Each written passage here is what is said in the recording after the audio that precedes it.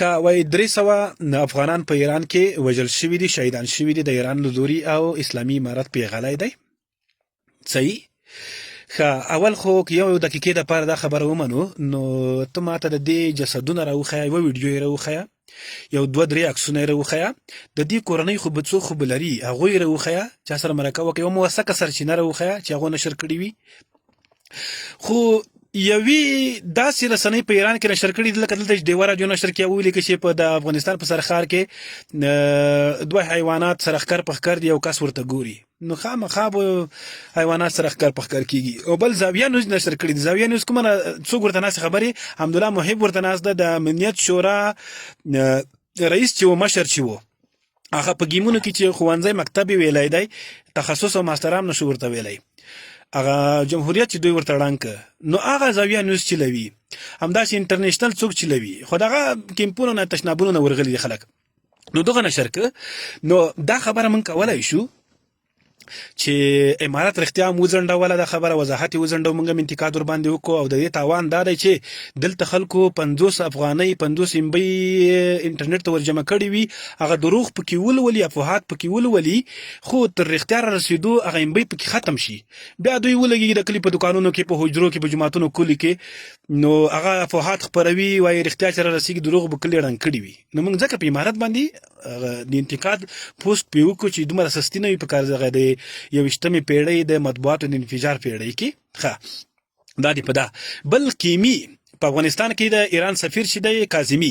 هغه وویلې د سراوان په نوم دښته چې دغه سیمه چې خپرېږي په رسنیو کې، دغه موږ تحقیق وکړو، دغسې څه نشته، او ایران ته چې د اسرائیلو زړه ورکړي هم په افغانانو باندې نشي راتلی. د سیاسي کارپوهانو نه پوښتنه وکړئ، ایران کې دومره زړه نشته چې افغانانو باندې دغسې برید وکړي، ولې نه زور پکې شته، خو د ګاونډي په لحاظ باندې افغانانو نه ډارېږي. او بل دا یې وویل کیمي، ټولو رسنیو نشر کړی دی چې موږ د نړیوالو قانونو له مخې، د ایران له قوانینو له مخې حق لرو چې کډوالو سره همغسې چلن وکړو کوم چې قوانین دي. تو خدای دلته افغانان چې ورځي، موږ د بله خبره ته راځم چې دلته فقر هم شته، بیکاري هم شته، د خبره ته راځم، د کوم افغانان چې هلته ورځي دا په کوم رقم ته هلته ورځي، په قاچاق باندې ورځي، په جرمونو کې لاس ده، په ګناهونو کې لاس ده، غیر قانوني کړنې کوي، غلاوې کوي، چور چپول کوي، قتل کوي، هر شي کوي، د اعدامېږي چې دغسې اعدامېږي. دغه څومره کسان چې اعدامېږي تاسو په بیوګرافي ولولئ، همدغه جرمونه یې کړي وي. تو خدای که افغانستان ته همدغسې اول خو د څوک خدای را محتاجوي نه، که را محتاج شي او دغسې سګرټ یې لګولی وي کوم ایراني او پنجابي، او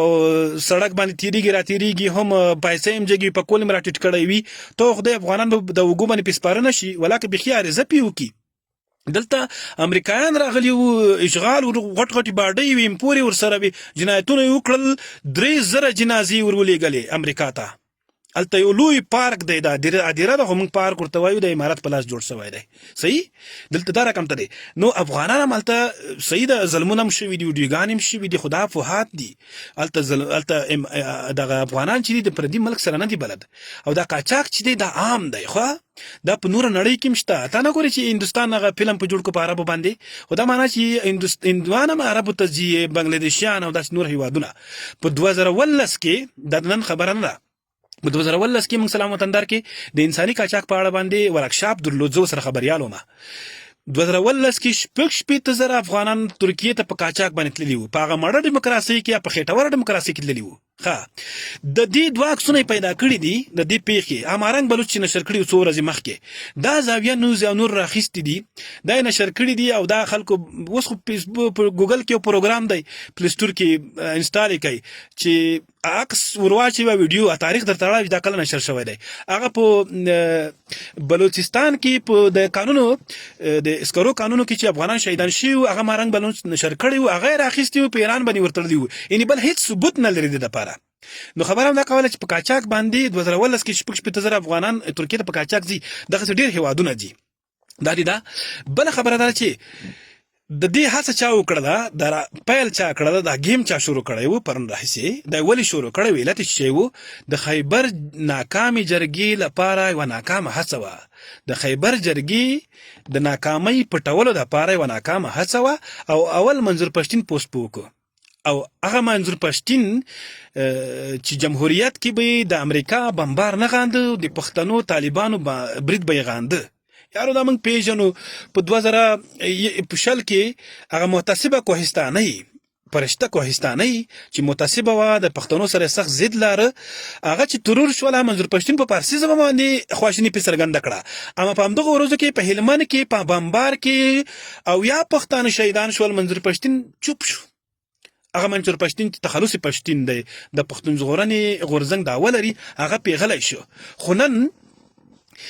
چې معمولی پیښه وشي معمولی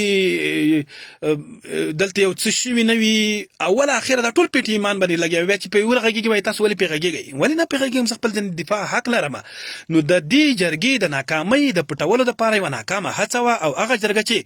علي وزیر پې راخوشي نه که د روانوارې محکمې ته پراکش نه که چې نقیب مسیر شهید کړی و او دغه دایا د پی ټي ایم دغه له برکته راپیل شوی وه هغه ګیلمن وزیر ته حق په دې جرګه کې ونه غوښته چې هغه قاتل یې پکې وینا وکړله چې آزاد داوړ باندې ګیلمن وژلی و هغه محسن داوړ چې افغانستان ته خوله راواچوله هغه یې راکش نه کړی شو نو دا جرګه چې ناکامه شوله وشرمېدله او سخت خلک ترېنه دغه پروفایلونه د دوی ملاتړو عکسونه لرې کړل بیخي وژړل او مخالفت شروع کړو نو د هغه پټولو دپاره یوه هڅه وه بیا دغه دلیل ته ګوره دا هم چې یو دلیل م ورپوچ شو چې موږ وایي پوځ چې له هغه وزیرستان نه ووځي نو بیا د ټي ټي پي چا سره جنګېږي یعنې پاکستاني طالبان چا سره جنګېږي نو نه دي جنګېږي دوی دا دلیل وایي دغه دلیل د امارت دپاره هم ویل کېده چې کله امریکا وتله وایي اوس چا سره جنګېږي جمهوریت سره جنګېږي جمهوریت مسلمان دي ته ولې جنګېږي وایي یارو دغه طالبان امارت دی یوازې د اشغال په ضد نه جنګېدل دلته فکري اشغال موجود و دلته مفسد نظام موجود و او د هر مفسد نظام دپاره باید دغسې طالب وي دغه چا لرې کوی شو طالبان نه وای دوی بال لرې کړي وای نو یوه دغسې ټي ټي پي هم جنګېږي امارت د خپل یو ورک شوي یو ړنګ شوي نظام بیرته هغه ګټلو دپاره جنګېدل دلته یو شرعي نظام رامنځته کوو دغه ټي ټي پي هم یوازې په قوم پرستۍ باندې نه جنګېږي هغه سره ترکیه شته عربو سره شته ازبک پنجاب هزاره او نور قومونه ورسره شته یا تاسو غوندې نشنلستان نه دي هغوی دې دپاره هم جنګېږي چې